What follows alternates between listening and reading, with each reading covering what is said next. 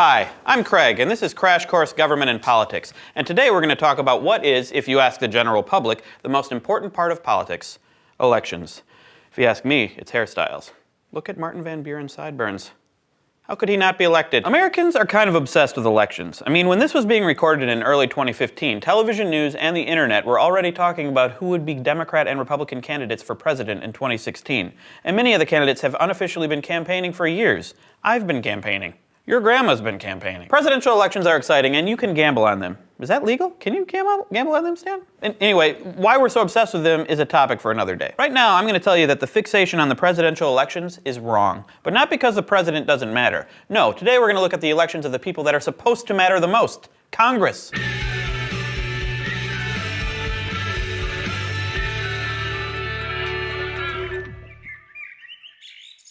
Constitutionally, at least, Congress is the most important branch of government because it is the one that is supposed to be the most responsive to the people. One of the main reasons it's so responsive, at least in theory, is the frequency of elections. If a politician has to run for office often, he or she, because unlike the president, we have women serving in Congress, kind of has to pay attention to what the constituents want. A little bit. Maybe. By now, I'm sure that most of you memorized the Constitution, so you recognize that, despite their importance in the way we discuss politics, elections aren't really a big feature of the Constitution. Except, of course, for the ridiculously complex electoral college system for choosing the president, which we don't even want to think about for a few episodes. In fact, here's what the Constitution says about congressional elections in Article 1, Section 2. The House of Representatives shall be composed of members chosen every second year by the people of the several states, and the electors in each state shall have the qualifications requisite for electors of the most numerous branch of the state legislature. So the Constitution does establish that the entire House is up for election every 2 years, and 1/3 of the Senate is too, but mainly it leaves the scheduling and rules of elections up to the states. The actual rules of elections, like when the polls are open and where they actually are, as well as the registration requirements, are pretty much up to the states, subject to some federal election law. If you really want to know the rules in your state, I'm sure that someone at the Board of Elections will be happy to explain them to you. Really, you should give them a call. They're very lonely. In general, though, here's what we can say about American elections. First, stating the super obvious, in order to serve in Congress, you need to win an election. In the House of Representatives, each election district chooses a single representative, which is why we call them single-member districts. The number of districts is determined by the census, which happens every 10 years, and which means that elections ending in zeros are super important for reasons that I'll explain in greater detail in a future episode. It's because of gerrymandering. The Senate is much easier to figure out because both of the state senators are elected by the entire state. It's as if the state itself were a single district, which is true for states like Wyoming, which are so unpopulated as to have only one representative. Sometimes these elections are called at-large elections. Before the election ever happens, you need candidates. How candidates are chosen differs from state to state, but usually it has something to do with political parties, although it doesn't have to. Why are things so complicated? What we can say is that candidates, or at least good candidates, usually have certain characteristics.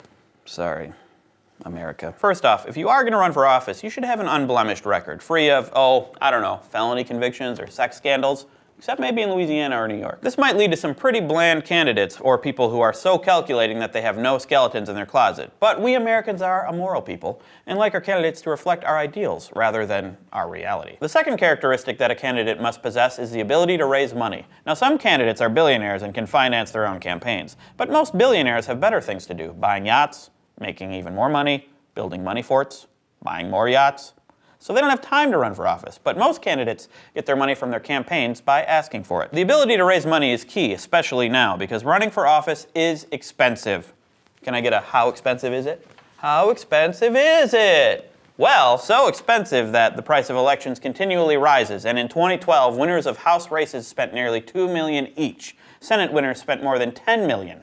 By the time this episode airs, I'm sure the numbers will be much higher, like a gajillion, billion, million. Money is important in winning an election, but even more important, statistically at least, is already being in Congress. Let's go to the thought bubble.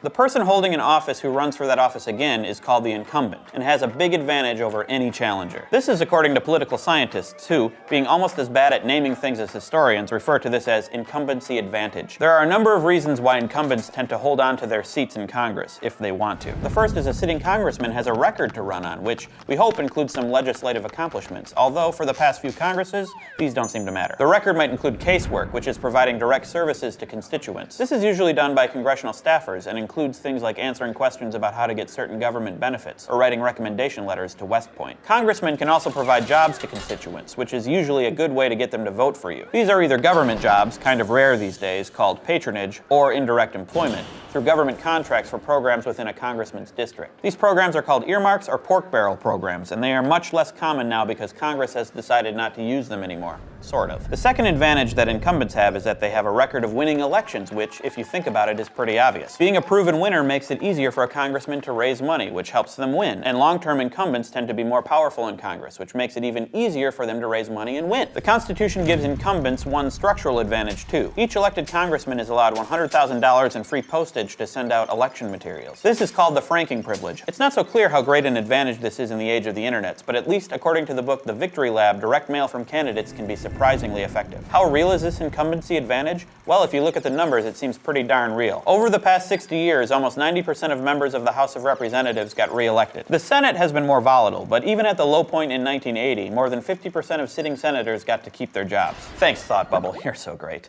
So, those are some of the features of congressional elections. Now, if you'll permit me to get a little politically sciencey, I'd like to try to explain why elections are so important to the way that congressmen and senators do their jobs. In 1974, political scientist David Mayhew published a book in which he described something he called the electoral connection. This was the idea that congressmen were primarily motivated by the desire to get re-elected, which intuitively makes a lot of sense, even though I'm not sure what evidence he had for this conclusion. He used to be able to get away with that kind of thing, I guess. Clearly, David may not hew to the rules of evidence. Pun. High five. Nope. Anyway, Mayhew's research methodology isn't as important as his idea itself because the electoral connection provides a framework for understanding congressmen's activities. Mayhew divided representatives' behavior and activities into three categories. The first is advertising. Congressmen work to develop their personal brands so that they are recognizable to voters. Al D'Amato used to be known in New York as Senator Pothole because he was able to bring home so much pork that he could actually fix New York's streets. Not by filling them with pork.